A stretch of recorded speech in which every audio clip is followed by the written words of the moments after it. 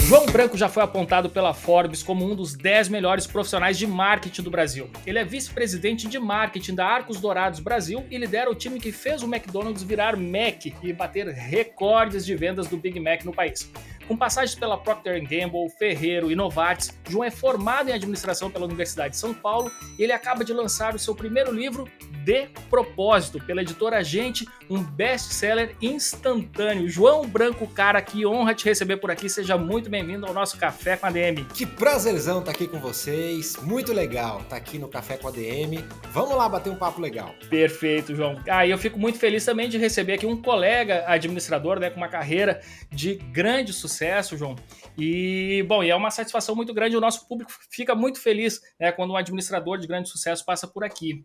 E eu queria começar, João, justamente falando com você sobre a sua carreira, né? Contar um pouquinho da história, quem que é o João, como é que você chegou até aqui. Fala um pouquinho sobre a sua trajetória, João. Claro, vamos lá, gente. Eu sou formado em administração e no lado pessoal, né? Eu sou casado com a Nathalie, eu sou pai do Matheus, eu sou pai da Julinha. E eu sempre quis trabalhar em marketing, mas eu comecei a minha carreira, na verdade, em finanças. Meu primeiro emprego foi numa empresa farmacêutica na área financeira. E assim como eu comecei rápido lá, eu não queria começar tudo de novo em marketing, então eu fiquei 4 anos lá, até que finalmente eu consegui uma vaga em marketing em uma outra grande empresa, na P&G, e entrei como um gerente de produto na área de saúde, já que eu tinha vindo desse mercado. E fiquei lá por 7 anos, gerenciando produtos de higiene pessoal, saúde, beleza. Depois recebi um convite para ir para Ferrero, cuidar de produtos deliciosos como chocolates, balas, ovos de Páscoa. E fiquei lá por 5 anos, cuidando do marketing de vários desses produtos para Brasil e Argentina, até que veio o convite do MEC, o convite irrecusável, né? De vir para Arcos Dourados, ser diretor de marketing. Eu estou aqui já há 8 anos, hoje como vice-presidente de marketing, liderando esse time, que é um timaço, que faz coisas muito legais aqui com o MEC no Brasil. Sem dúvida, eu sou um grande admirador do MEC, de toda a história. Enfim, é uma love brand, né? A gente vai falar sobre isso aqui durante o nosso bate-papo, João. Mas antes disso, assim, eu fiquei curioso, né? Você falou que começou na área de finanças, acredito que na Novartis, né? Assim, eu queria saber um pouco, assim, a sua formação, ela foi orientada para ter esse background mais na área de finanças? E depois me conta como é que você deu esse salto também para a área de marketing. Era assim, simplesmente um interesse pessoal seu ou você realmente se preparou, né, para abraçar uma oportunidade nessa área? Na verdade, na época do vestibular, eu prestei metade dos cursos para administração e metade para publicidade. E aí, entre as faculdades onde eu tive uma boa notícia, né, de ter sido aprovado, eu acabei escolhendo fazer o curso de administração por entender que isso me daria mais opções no futuro. Mas eu já fiz a faculdade planejando trabalhar em marketing. Eu tinha algum gostinho, né, lá no fundo. Mas a gente tem que confirmar isso, tem que descobrir as nossas vocações, o que realmente a gente é bom, né, em fazer. E eu tinha uma habilidade numérica até hoje que talvez seja um diferencial. Então, por exemplo, na época do vestibular, as matérias que eu tive uma melhor performance foram justamente as de exatas. Apesar de administração ser um curso de humanas, essa é uma área onde eu lido bem com números, né? Tem algumas dificuldades com ter uma boa memória, com ser bons de datas, mas em fazer contas, em olhar resultados de negócios, eu tenho uma facilidade maior. E aí, no comecinho da faculdade, eu entendi que o mais importante era começar a trabalhar. É na prática que a gente vai começar a descobrir nossas afinidades, nossas aptidões, nossas capacidades. E a primeira vaga que me surgiu, que me aceitaram, foi justamente uma vaga em finanças e eu topei. Estava no segundo ano da faculdade ainda, por que não ir conhecer? E eu sou totalmente a favor disso, sabe? Quem sabe você não nasceu com a habilidade de ser o melhor pianista do mundo, só que você nunca encostou em um piano, como é que você vai saber? Então você tem que ir ao longo do seu caminho descobrindo, né, quais são os seus talentos. Então eu me permiti começar em finanças. Só que quando eu comecei lá, eu gostei muito também de trabalhar com números, mas parte de mim ficava assim com aquele sonho, né, aquele desejo de conseguir finalmente migrar para marketing um dia. E essa migração aconteceu só depois que eu me formei, através de um processo de seleção na P&G, que é feito muito com testes numéricos. Então eles me aprovaram justamente pela minha habilidade numérica, mesmo para vaga de marketing. Olha só, Então cara. fez bem para Aquelas mim. coisas que a gente não imagina, né? Onde é que eu vou usar isso? E basicamente, quando eu entrei, eu vi que quase todos os marqueteiros dessa empresa, que é uma escola de marketing praticamente, eram engenheiros. Porque o teste para entrar na empresa ele era muito numérico. Então era um dos pouquíssimos marqueteiros, administradores que havia lá, mas foi muito bom ter tido esse passado em finanças. Eu acho que para marketing, sem dúvida, saber olhar resultados é muito importante. Muito bom. E só por curiosidade, a Juliana Azevedo já era CEO nessa época aí ou não? Não, quando eu entrei, a Juliana ela era uma gerente de grupo e ela foi crescendo muito rápido. Ela foi minha chefe por 3 anos. É uma pessoa brilhante, excepcional. Tenho muito orgulho de ter trabalhado com ela. Hoje ela é CEO da P&G na América Latina. Inclusive, você mencionou meu livro. No verso do meu livro, tem depoimentos de 6 pessoas aqui. Um deles é um depoimento dela sobre o meu livro. Olha que bacana. Ela é assim, uma líder inspiradora. Ela teve aqui no Café com a DM também. Foi um dos cafés com a DM que mais reverberaram aí na rede. E realmente assim é uma líder que todo mundo tem que seguir, acompanhar, porque ela tem muito a ensinar. Muito bem. Ô, João, e me conta um pouquinho agora, vamos falar um pouquinho aqui sobre o McDonald's, tá? Arcos Dourados comanda a marca McDonald's aqui no Brasil e na América Latina. E como é que se equilibra tão bem essa questão dessa comunicação no Brasil e na América Latina, né? Que cada lugar, cada paizinho da nossa América Latina tem uma cultura própria, né? E como é que vocês conseguem equilibrar tão bem, né? E ter uma comunicação tão em harmonia nesses países que são tão diferentes, né? E ao mesmo tempo tem assim, uma identidade cultural única que é a nossa identidade latina. Claro. Veja, eu cuido do marketing da marca McDonald's pro Brasil, mas eu também faço campanhas que servem para os 20 países da Arcos Dourados, tá? Algumas campanhas apenas. E a gente entende que a gente tem uma essência de marca que é igual, não só na América Latina, mas em todo o mundo. A nossa promessa de marca é entregar bons momentos deliciosos, de bem-estar, acessíveis e fáceis para todos. Essa é uma palavra que é um mantra aqui. E essa é a promessa de marca no mundo inteiro que a gente oferece. Agora, a forma como a gente comunica isso, como a gente escolhe se relacionar com o nosso cliente, em cada país, ela pode mudar. Isso vai até o nosso menu. A gente pode ter produtos diferentes no cardápio, mas a essência de marca ela permanece sempre a mesma. E chega a mudar, por exemplo, assim, a gente sabe aqui que no Brasil nós temos assim, amo muito tudo isso, né? Em outros países da América Latina, essa frase ela é simplesmente traduzida, ou, por exemplo, na Argentina se fala de um jeito, na Colômbia de outro. Tem alguma particularidade assim na comunicação também? O slogan da marca mundialmente há mais de 10 anos é I'm loving it, que a gente traduziu no Brasil de um jeitão bem brasileiro para amo muito tudo isso. No resto da América Latina, eles traduzem como me encanta, e em cada país eles puderam traduzir da forma que mais conectasse com o consumidor local, sempre mantendo a mesma essência, mas com uma linguagem local. Porque no fundo, você tem que criar uma conexão com o seu público local, né? Comida é sobre cultura local, para cada país, para cada povo, para cada comunidade, a sua relação com a comida ela tem um significado. Tem gente que sentar à mesa com a família tem um sentido. Em outro país, isso tem um outro significado. Tem gente que uma refeição no domingo, no almoço, representa uma coisa. Em outro país, outra coisa. Então é importante a gente conhecer isso e mostrar para essas pessoas que a gente é parte da cultura local. Apesar de ser uma marca global, apesar de ter o sanduíche mais amado consumido no mundo inteiro, apesar de ter o mesmo padrão de operação no mundo inteiro, a gente quer mostrar que a gente está conectado com esse público local. E a gente faz isso através do nosso menu, através da nossa comunicação, o slogan, através de brincadeiras do tipo Mac, né, e não McDonald's, e por aí vai. Boa, agora você tocou num ponto que eu acho super curioso a gente contar aqui no Café com a DM. O Paulo Camargo já esteve por aqui também, ele contou essa história. Mas você, assim, é um dos atores principais, né, dessa mudança que é tão única no mundo, né? E eu queria que você contasse esse episódio, né? Como é que o Mac, aí a gente já chama assim, né? Como é que o Mac passou... Eu vou fazer um oficialmente entre aspas, né? Eu sei que não é um nome oficial, é um apelido carinhoso, né? Mas como é que foi adotado, né, esse apelido carinhoso na comunicação, nas fachadas? Conta pra gente essa história também, João. Pois é, o dia que a gente percebeu que brasileiro gostava tanto de McDonald's, que chamava a gente por um apelido, a gente resolveu celebrar isso. A gente colocou na fachada de alguns restaurantes e a gente mudou a forma como a gente se apresenta em praticamente todos os pontos de contato. Hoje, o aplicativo do McDonald's, por exemplo, no celular, é o aplicativo disparado, mais baixado, mais usado do Brasil. Tem mais de 30 milhões de downloads aqui. Nossa. Se você baixar aí, você vai ver que no seu celular fica escrito Mac. Nas nossas redes sociais, Mac, a gente se apresenta assim, sem vergonha de mostrar para as pessoas que a gente gosta do apelido carinhoso que eles dão para a gente.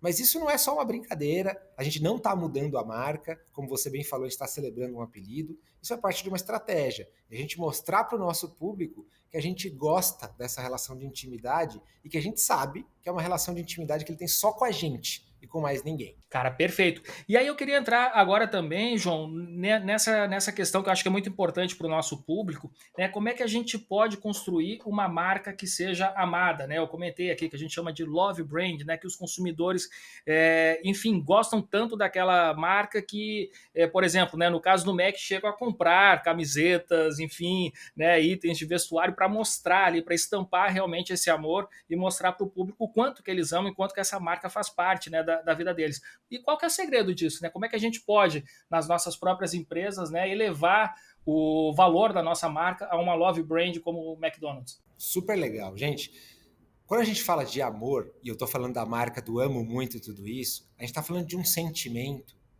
que você sente por pessoas, não por coisas. Ainda que a gente fale, eu amo sorvete, eu amo a minha cama, eu amo tomar banho, não sei, coisas que você possa dizer. Na verdade, o sentimento genuíno de amor que a gente tem, ele é muito mais conectado quando a gente fala com pessoas. Então, para que uma marca consiga chegar a um nível de ter uma relação de intimidade desse tipo, é importante que os clientes vejam a sua marca numa relação pessoal e não numa relação com uma coisa, com um objeto, com um produto. E é isso que o Mac tenta fazer. Quando você fala com a gente no WhatsApp, por exemplo, a gente tem um canal no WhatsApp, a linguagem que a gente usa para se comunicar com as pessoas é uma linguagem mais parecida com a de um amigo, um contatinho que estaria na sua lista de telefone. Quando você pede a nossa ajuda, quando você fala nas nossas redes sociais, por exemplo, a forma como a gente comenta é como se fosse de um amigo. Quando você olha as nossas propagandas, a gente faz de tudo para que você se veja nelas. A gente coloca pessoas bem diferentes, que mostrem o jeitão do brasileiro. Estou falando fisicamente, estou falando também pelo jeito de consumir. A gente coloca o pessoal comendo igual o nosso público consome. A gente coloca as pessoas falando igual o nosso público fala. Tudo isso aproxima a relação. A gente usa muito o que a gente chama de insights, que são as verdades dos nossos clientes. A gente coleta em pesquisas coisas que saem da boca dos nossos clientes para mostrar para eles o quanto a gente está ligado neles. Por exemplo, a gente não fala que a gente está aqui simplesmente para satisfazer as suas vontades. A gente fala, a gente sabe que você está com fome de Mac. Essa é uma expressão que saiu da boca do cliente. Parece que quando você está com vontade de comer um Big Mac, você come outras coisas e essa fome não passa. Isso tem nome, isso se chama fome de Mac. Quando a gente fala que a gente sabe que você tem os seus rituais, suas preferências, seus consumos, que você às vezes coloca batatinha dentro do lanche, que você passa batatinha no sorvete, que você coloca molho no nuggets e faz um sanduichinho, a gente está chamando isso de Maczices, mas no fundo a gente está falando, eu sei que você tem os seus rituais, as suas preferências, as suas manias, as suas bizarrices, as suas esquisitices do Mac que você só faz pra gente. A gente vai dar um nome para isso. Eles olham para essas coisas e falam, cara, esse cara é meu amigo. Ele sabe do que eu gosto. Ele fala das coisas que eu falo. Quando a gente patrocina um Lollapalooza, um Big Brother, a gente está indo em coisas que o nosso cliente gosta, fazendo parte da conversa com ele. A gente não está lá para interromper o entretenimento dele, para atrapalhar. A gente está lá para falar, olha, aquilo que você gosta, sobre aquilo que você está falando, a gente está sentado na mesma mesa. A gente está participando da mesma conversa. O que você está dando risada, a gente está dando risada. Aquilo que você está olhando, a gente está olhando. E isso aproxima. A marca vai se tornando um amigo e vai construindo uma relação mais pessoal. Agora, por último, eu não posso deixar de falar que o serviço também é muito importante. Hoje a gente atende 2 milhões de clientes por dia no Nossa, cara, é Brasil. muita gente. E 2 milhões de pessoas, a maior parte, a maior parte desses clientes olham no olho de um funcionário nosso e pedem para ser servidos de uma comida muito gostosa e recebem da mão de um funcionário nosso uma comida. Isso existe uma parte do processo da nossa marca que já tem uma relação mais humanizada na sua natureza, na sua essência. E por isso que para a gente é tão importante que os nossos funcionários, tão queridos dos nossos restaurantes, atuem com o que a gente chama de cultura de serviço, para criar um bom momento para os clientes e que vejam que aquilo que eles fazem no dia a dia não é só vender pão, carne e queijo, mas é entregar um serviço, é fazer algo pelo cliente, que vai além, né? Vai muito além do Big Mac. Tem um propósito ali no que a gente faz, que aliás é um tema que eu gosto muito de falar também. Legal, e já vamos chegar nesse tema, João, mas eu ainda estou com uma curiosidade aqui para tirar com você, que é com relação a a mudança no próprio layout das lojas, é uma coisa recente, né? Então a gente viu o Mac deixando de ser assim, aquele Mac colorido, né? Com uma comunicação mais infantil e passou a se tornar assim, um restaurante mais de alto nível, não sei como é que a gente pode chamar, né, se existe um nome para esse conceito. E eu queria que você explicasse assim, os motivos, né, dessa mudança, se isso afasta o McDonald's daquele posicionamento de fast food, né, porque antes era muito aquela coisa, a gente chegava no Mac, né, então assim, em 20 minutos a gente consumia ali o nosso lanche e ia embora. E hoje em dia a gente fica, né, curtindo ali o ambiente. Então eu queria que você comentasse, né, também assim, qual que é a estratégia por trás dessa mudança, né? E como é que a gente pode chamar esse posicionamento hoje em dia? Vamos lá, me perguntam muito isso. Por que, que os restaurantes do McDonald's antigamente eram mais coloridões e hoje parece que eles estão com outro tipo de design? Alguns acham que é mais sério, outros acham que é mais sofisticado, outros acham que é mais moderno. Por que mudou? A resposta é uma só: porque o cliente prefere. A gente está aqui para fazer o que o cliente preferir. Se ele prefere um ambiente assim, nós vamos mudar e fazer o que ele prefere. Se ele prefere que a gente chame drive-thru de drive tudo e quiser poder passar de skate, de bicicleta, de patinete, a pé, de submarino, de navio, de foguete, nós vamos mudar e deixar ele passar. Se ele quiser que a gente aceite outras formas de pagamento, nós vamos mudar e fazer o que ele quer. Então, a resposta para isso é uma só. Aquilo que é possível a gente fazer para agradar mais o cliente, a gente vai mudar. E ele preferiu esse design novo, então bora mudar. Legal. E isso de alguma forma afeta o posicionamento de uma marca que tem mais de 60 anos? Ou, bom, aí eu vou perguntar para você, não posso dar a resposta assim.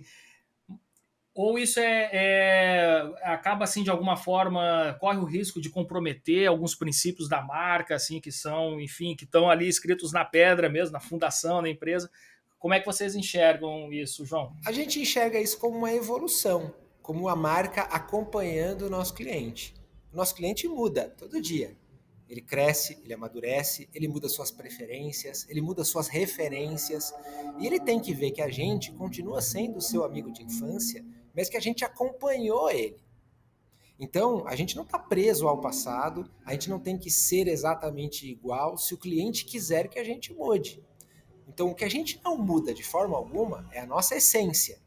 Mas a forma de fazer, a gente pode mudar tudo. Preservando a nossa essência, mas mudando para mostrar para o cliente que a gente está evoluindo junto com ele. Fantástico. Muito bem. E agora, João, falando sobre o tema propósito, né? Recentemente, no mês passado, no mês de maio, você lançou aí o seu primeiro livro, que é o De Propósito. E esse D tem ali, né, o verbo dar, é de propósito, para você dar propósito, né? E ele fala sobre a importância da gente dar propósito a tudo que a gente faz, né, no trabalho, para que ele não seja só uma lista de tarefas a cumprir. O que foi que te inspirou a escrever esse livro, né? E conta um pouquinho para a gente aí, o que a gente pode encontrar. Claro, vamos lá. Gente, ele não é um livro sobre McDonald's, também não é um livro sobre marketing, nem sobre como vender mais. Mas ele é um livro que toca muito do que eu faço aqui e deixa uma contribuição ainda maior para vocês, que é uma ajuda para que você possa repensar sua relação com o seu trabalho. Eu escuto muita gente, não só de marketing, de todas as áreas, falando que, puxa, eu trabalho demais, eu gasto mais da metade do meu tempo acordado trabalhando, eu não estou feliz com o meu trabalho, eu tenho um monte de ambições, eu não estou conseguindo chegar onde eu estava conseguindo chegar, eu estou incomodado com a minha gestão do tempo, eu estou tentando buscar nas horas vagas fazer algo que me encha mais de significado porque o trabalho não está conseguindo. Como eu resolvo esses dilemas? Eu trago 4 passos práticos para a gente resolver tudo isso. E a solução não está nem em você largar tudo e ir trabalhar num lugar que pareça mais nobre ou em algo que salve mais vidas ou que trabalhe numa causa social. Você pode até ir, obviamente, se você quiser e você sentir esse chamado. Mas você não precisa sair do seu emprego para mudar de trabalho. Você pode mudar completamente a sua relação com o seu trabalho se você mudar a sua intenção. Para que você está fazendo o que você está fazendo? Quais são as suas motivações? Como você está fazendo o seu trabalho? Se você trabalhar com a intenção certa, você vai mudar tudo. O que é a intenção certa? A intenção certa ela começa quando a gente percebe que o nosso trabalho não é só o nosso trabalho. O nosso trabalho é a maior parte do tempo onde a gente coloca as nossas habilidades em prática, os nossos talentos, nosso conhecimento em prática em favor das outras pessoas. Você sabia que tem muita gente que precisa que esse podcast aqui aconteça? Tem muita gente que adora ver o site ADM, Administradores. Tem muita gente que espera pelos seus textos, pelos seus artigos, pelos seus conselhos. Essas pessoas precisam disso. Assim como tem gente que precisa de Big Mac, precisa de uma refeição gostosa, precisa de um momento feliz com a família, precisa de um lugar para pedir aquela moça em namoro, precisa de um ambiente para comemorar o seu aniversário, de algo que vai ficar marcado no seu coração. As pessoas precisam do que a gente faz, de todos os trabalhos. E a hora que a gente lembra disso, a hora que a gente ajusta o nosso coração, leva o coração para o nosso trabalho e trabalha com essa intenção, hoje aqui no meu trabalho, o que eu vim fazer? Eu não vim só fazer planilha, responder e-mail, obedecer meu chefe, eu não vim só falar com a minha equipe, eu não vim vender mais, eu não vim só apertar parafuso. Eu vim colocar em prática meus dons, meus talentos em favor das pessoas que precisam do que eu faço. Por isso eu vou fazer com essa intenção, eu vou lembrar que elas precisam do que eu faço, eu vou dar o meu melhor e eu vou acompanhando se ao longo do tempo isso está me trazendo satisfação ou não. Se você mudar a sua intenção com que você trabalha, tudo muda e o seu trabalho pode se tornar a sua missão se você trabalhar com essa intenção. Cara, genial. Esse livro já é leitura obrigatória.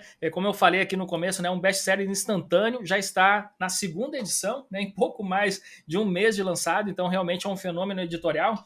E, João, mas eu queria falar só um pouquinho, eu queria te perguntar, né, porque o livro ele é escrito para cada pessoa, né, para cada pessoa poder construir, encontrar esse propósito. Mas como é que do outro lado, aqui do lado da empresa, né, como é que a gente pode ajudar as pessoas, os nossos colaboradores, a encontrar e construir esse propósito no trabalho que eles executam lá dentro, nas nossas empresas? Muito boa pergunta, gente. Olha só, isso aqui não está escrito no livro, mas eu queria compartilhar uma ideia com vocês. Quando você vai abrir um CNPJ, alguém te pergunta assim: vai ser uma empresa com fins lucrativos ou sem fins lucrativos? Existe essa divisão, né, na contabilidade. E essa expressão, eu confesso que eu não gosto nada dela. Porque quando você diz a minha empresa ela tem fins lucrativos, dá a impressão de que você está querendo dizer que a única razão de existir da sua empresa é ter lucro. Ela existe só para ter lucro. E eu queria desafiar aqui os seus ouvintes a pensar de uma outra forma. Eu desejo que vocês tenham muito lucro, gente. Vocês sejam extremamente lucrativos. Mas que o lucro ele seja um meio para a real missão da sua empresa. Uma empresa de alimentação tem uma real missão de entregar bons momentos de alimentação de qualidade e de alegria para os seus clientes. Uma empresa que vende roupas, uma empresa que oferece serviços de tecnologia, uma escola, um hospital, sei lá, uma consultoria, uma barbearia, uma padaria, todas essas empresas, esses estabelecimentos, eles têm a sua verdadeira razão de existir, que é suprir uma necessidade das pessoas, é aliviar uma dor, é facilitar a vida, é deixar o nosso dia a dia mais econômico, mais gostoso, mais bonito que seja. Essa é a verdadeira missão. E os seus funcionários, eles têm que entender o que eles estão fazendo ali. Se você tenta atrair funcionários simplesmente oferecendo uma troca comercial, olha, você vem aqui no seu dia a dia e você me dá tarefas e em troca eu te pago o salário. Você é até capaz de atrair algumas pessoas, se você pagar bem, se você achar pessoas que estão precisando de emprego, se for uma pessoa que está na sua primeira oportunidade. Mas com o tempo, essas pessoas vão começar a se questionar. Algumas mais cedo, outras mais tarde. Elas começam a entrar num esquema de piloto automático, numa vida de zumbi empregado, e elas vão se perguntar: o que, que eu estou fazendo aqui? Será que eu não devia estar fazendo algo que me preenche de uma maneira mais completa? E se elas entenderem que elas não estão lá só para trocar a tarefa por salário, mas que elas são parte da sua missão, grande chance de que as pessoas que estão aí na sua crise da meia-idade, ou as pessoas que já passaram por esse questionamento, ou a nova geração que chega no mercado de trabalho já super antenada com esses temas de propósito, você vai ter um exército, entre aspas, né, no lado positivo da palavra, mais empenhado, motivado e entendendo a missão, querendo fazer parte daquilo. Gente, eu não tô no McDonald's para bater metas de venda de Big Mac. Eu adoro bater meta de venda de Big Mac, eu estou aqui há 8 anos e a gente está tendo resultados incríveis. Nosso primeiro trimestre desse ano, foi o último resultado que a gente publicou, foi o melhor primeiro trimestre da nossa história. Nunca vendemos tanto. Nossa, cara. Mas não é para isso que eu estou aqui. Eu estou aqui porque tem 2 milhões de clientes por dia que precisam do que eu faço. E a gente tem cerca aí de 50 mil funcionários no nosso sistema que também precisam do que eu faço. Óbvio que não sou eu sozinho, tem várias pessoas aqui que estão trabalhando juntas. Mas se o meu trabalho ele é necessário, ele é útil, ele ajuda um pouquinho que seja a vida dos outros, é para isso que eu acordo cedo todo dia. E você, empresário, você que tem uma área, você que lidera um time, você pode também mostrar para a sua equipe qual é a verdadeira missão delas. Você pode dar propósito, olha aí o livro, gente. Você pode dar propósito ao seu trabalho e ajudar a sua equipe a encontrar propósito deles também. Cara, perfeito. Ô, João, bom, eu não sei nem como fechar aqui esse Café com a DM de hoje, cara, porque você trouxe tantas lições pra gente, né? A gente passeou aqui por temas como carreira, pelo marketing, pela construção de love brands. Cara, e agora fechamos aqui com a questão de encontrar realmente um propósito no nosso trabalho, né? E também para todos os líderes se espelharem aqui nas suas palavras e também transmitirem isso para os seus colaboradores. E foi simplesmente perfeito. E agora só queria saber uma última coisa, cara. Você costuma sempre utilizar, assim, a gente acompanha aqui, lógico, o teu perfil no Instagram, e eu sei que você sempre abre lá as caixinhas, né? Qual que é a pergunta que você mais recebe por lá, João? Pois é, olha aí, quem não me segue ainda, @Fala João Branco, vai ser um prazer a gente se conectar, eu tento responder todo mundo, tá? Eu recebo muitas perguntas lá, eu recebo perguntas sobre McDonald's, né? O pessoal que pede para voltar alguns produtos que saíram do cardápio, tipo CBO, McFish, olha, o pessoal pede bastante. E a gente vira e mexe e volta com algum deles, né? O CBO voltou um pouquinho antes da pandemia, essa semana a gente está voltando com o caldo Fredo no menu, que é um produto que também o pessoal pede bastante. Então esse é um tipo de pergunta que sempre vem. Mas muita gente me pergunta sobre o livro, sobre os temas que eu falo, porque eu tenho postado muito sobre esse conteúdo, né? Então muita gente me pergunta, por exemplo, por que eu preferi escrever um livro sobre propósito e não sobre marketing? Eu acho essa uma boa pergunta. Sabe como eu respondo ela? Eu falo assim, vamos fazer de conta que amanhã o Instagram vai te dar uma chance de você fazer um post, um só, que todos os brasileiros vão ver. Se você tivesse essa chance, sobre o que você postaria? Será que você ia colocar uma foto sua com a sua família? Será que você ia tentar vender um produto? Será que você ia fazer uma dancinha daqueles que estão na modinha agora? Será que você ia pedir like? Será que você ia falar bem de um amigo? O que você ia fazer? Né? O quê? Quando eu fui escrever um livro, eu tive esse mesmo processo de pensar. Puxa, eu poderia escrever sobre como fazer campanhas legais. Eu poderia escrever sobre marketing digital, sobre técnicas avançadas de marketing. Eu poderia escrever sobre muitas coisas.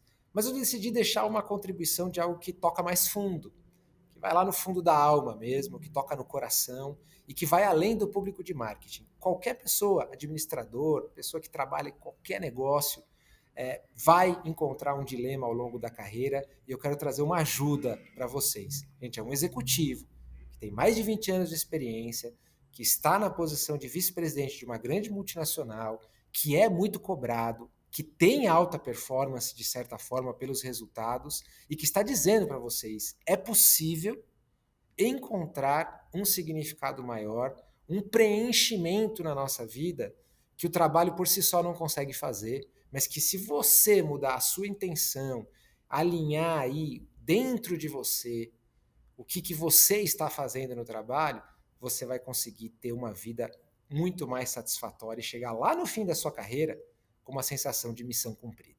Muito bem, ó, terminar aqui batendo palmas aqui para João Branco. Cara, foi uma honra te receber por aqui, João. Muito obrigado mesmo por todas as contribuições. E esse aqui é um episódio daqueles que a gente vai colocar numa moldura aqui, cara, de tão bom que vai ficar, e tenho certeza aí que os nossos ouvintes todos vão tirar muito proveito, cara.